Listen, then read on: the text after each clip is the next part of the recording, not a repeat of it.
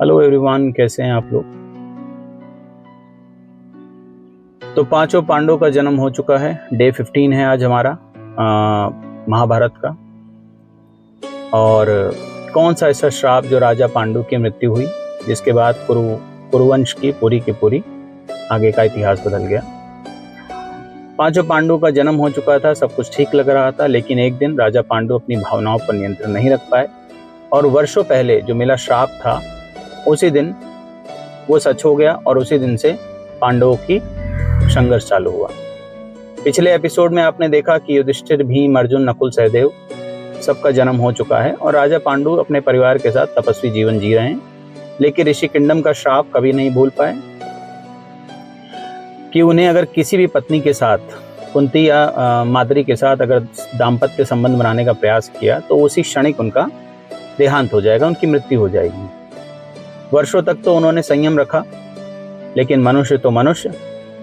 एक दुर्भाग्यपूर्ण दिन, एक दिन वसंत ऋतु का सुंदर वातावरण था।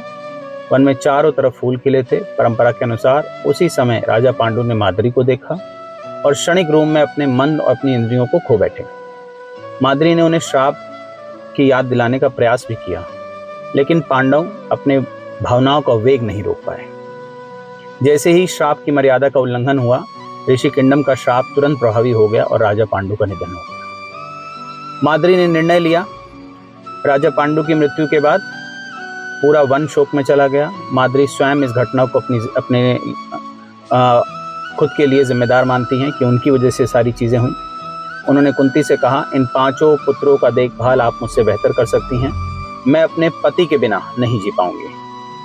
इसके बाद महाभारत परंपरागत कथा के अनुसार माद्री ने अपने पति की चिंता के साथ सती होना चुना। उस समय की कथा और सामाजिक परंपरा का वर्णन है, जिसे आज के समय में आदर्श या अनुकरणीय व्यवहार के रूप में देखा जाता है।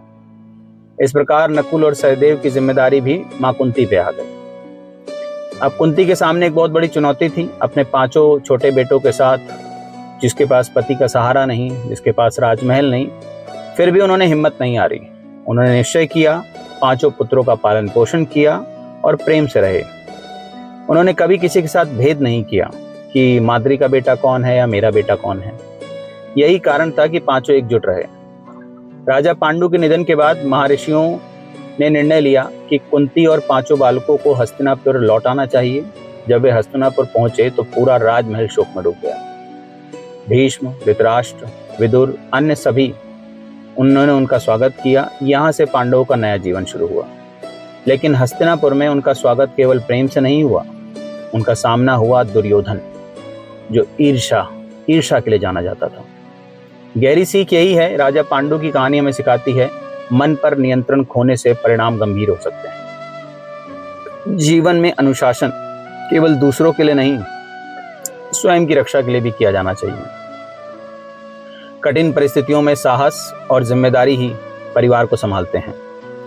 आज के जीवन में संबंध में अगर देखा जाए तो परिस्थिति चाहे कितनी भी कठिन हो, एक दृढ़ निश्चय व्यक्ति ही अपने परिवार को और अपने कर्तव्य को नहीं छोड़ता। सच्चा नेतृत्व अगर देखा जाए तो सिर्फ शक्ति नहीं है, जिम्मेदारी है, और जिम्मेदारी के साथ साथ निभाना है। तो एक नया युग शुरू होगा अब, क्योंकि पांच पांडव का संघर्ष की शुरुआत होगी, क्योंकि अब वे हस्तिनापुर में हैं और उनका सामना होगा अपने चचेरे भाइयों कौरवों से। यहाँ इनको ईर्षा, षड्यंत्र, इन सब का सामना करना पड़ेगा। कल हम बात करेंगे कि पांडव हस्तिनापुर पहुंचे और क्या कुछ हुआ। आज के लिए इतना ही। हरे कृष्णा। ध्यान रखिए अपना।